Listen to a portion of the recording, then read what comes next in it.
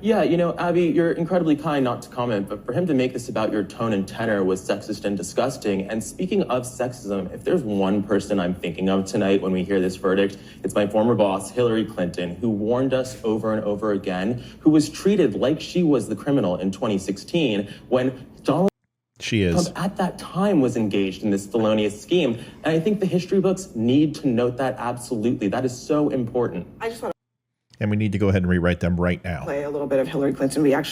Apparently she was out doing something tonight and she sort of responded to this. Listen.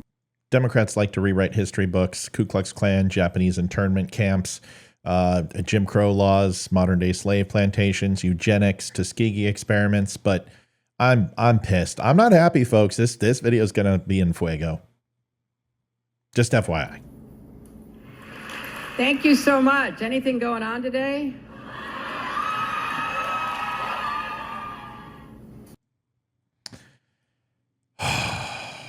Should be a fun one. Al Capone. He was a notorious gangster. He faced justice with fairer trials than Donald Trump, folks. Join me as we uncover the corruption and bias that turned a political witch hunt into a travesty of justice. This isn't about holding Trump accountable. Never was. It's about the lengths they'll go to destroy him. Oh, and Hillary Clinton, I apologize to my mother-in-law who loves my recorded shows. Go fuck yourself. You want the truth, or you're tired of being so confused. You feel like you're more f***ed up than the lies on the evening news. Well, just step right in. We can talk about it all as friends. And if you want, we can hug and kiss and make up for the party. Still point. STIILPOINT. My name is Matthew Sperry. I'm the host of Don't Unfriend Me. Sorry for the language. I'm not happy this morning. Drawing comparisons between Al Capone and Donald Trump might seem like a stretch at first, but when you dig into their legal battles, a troubling pattern emerges. Capone, a notorious gangster, and Trump, a former president, both faced intense scrutiny, but the fairness of their trials couldn't be more different. Capone was a hardened criminal, deeply involved in organized crime during the Prohibition era. His empire was built on bootlegging, gambling, prostitution, and countless violent crimes, including murder. Yet despite his blatant criminal activities, law enforcement struggled to convict him on anything substantial. Intimidation and corruption were rampant in his case. Witnesses were scared into silence, jurors were bribed, and officials were on his payroll. It was a nightmare for prosecutors to gather reliable evidence against him. Capone, he was smart. He kept his hands clean from the actual dirty work, making it nearly impossible to link him directly to crimes. His legal team was top-notch, exploiting every loophole and procedural error to get charges dismissed. The public and political pressure to nail him was enormous, leading to rushed and poorly construed cases that often fell apart in court. In the end, they got him on tax evasion, a far cry from the murders and violent crime he orchestrated, but it was the best they could do with the evidence that they had at the time. Now, look at Trump's situation. From the start, everything about his trial in New York has been corrupt and rotten. Alvin Bragg's predecessor declined to prosecute the case, and Bragg himself initially followed suit. The DOJ also passed on it. Then out of nowhere, Matthew Colangelo, who was high up in the DOJ, took a massive career downgrade to join the Manhattan's DA office. Not long after, the case against Trump magically reappeared with Colangelo leading the charge. Oh, he was also a very large influencer in the Biden administration. This smells like political maneuvering, plain and simple, or something else. It starts with sh, it ends with it. The case against Trump hinged on an alleged federal election violation that had never been charged before. It was a shaky foundation at best. The judge, Juan Merchan, had a clear conflict of interest, having donated to Joe Biden, and his daughter is a professional consultant for Democrat campaigns, titled Get Trump. It's blatant bias. Throughout the trial, Merchan overruled defense objections repeatedly, allowing the prosecution to run rampant. He even refused to let the FEC officially testify that no federal election crime was committed when the entire premise a day before closing arguments was that it was a federal election crime.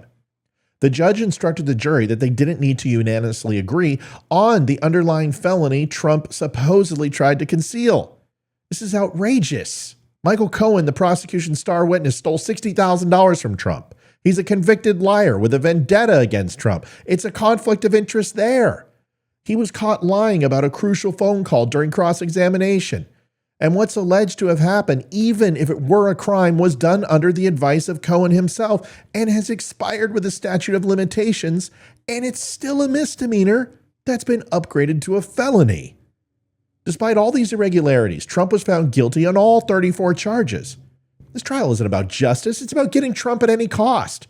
It's a sham show trial, and it has a front biased judge and a biased New York City jury. The fact that we've gotten this far is a travesty of justice and a stain on our country. And for the love of God, folks, I know I need a little cheese with my wine, but you're in a Manhattan district that demonstrated 90% voting percentile for Joe Biden. Do you think it possibly could be a little biased?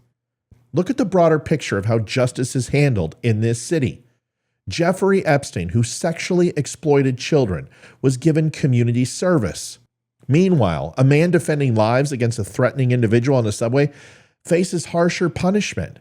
A judge even declined to dismiss the case against U.S. Marine veteran Daniel Penny, who intervened in a dangerous situation. This is the same city that has now convicted Trump on charges that many see as politically motivated and legally dubious. Capone, despite being a genuine criminal mastermind, was treated more fairly than Trump is being treated now. The system bent over backward to ensure Capone's conviction was based on concrete evidence, even if it was just tax evasion in the end.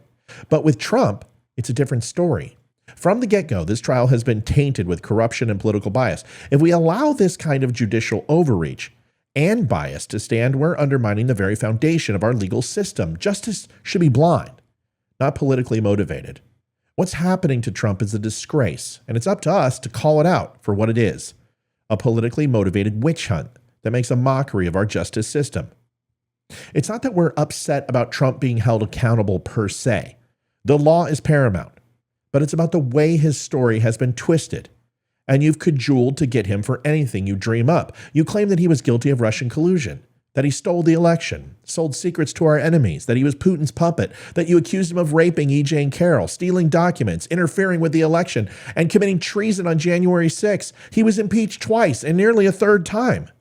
Well, congratulations, liberals. You finally got one to charge to stick. You painted Trump as Al Capone, but the only crime Donald Trump committed was caring about us more than you. And you're willing to destroy him for it.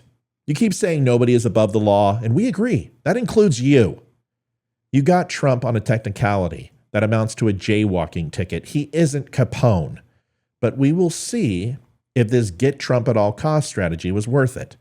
Liberals, you're not Elliot Ness, but you've created an entitled mess. I'm a poet, and I didn't know it. Folks, thanks for watching the Don't Unfriend Me Show. If you enjoyed the show, you can find more 7 o'clock tonight. We will be on. Can't wait to see you. It's Red Friday. Go over to thedumshow.com and follow. Pick up a shirt, a hat, something like that. God bless, and take care of each other. We will see you tonight at 7 o'clock. Adjusting transmitter output. This is the Don't Unfriend Me Show with your hosts, Matt, Leroy, Amy, Olivia, and Mike. Geopolitics, military analysis, and election coverage. Coming to you live on the Spreely.tv network and all major social media channels at The DUM Show. Honest, direct, unfiltered. We can agree, we can disagree. Just don't unfriend me.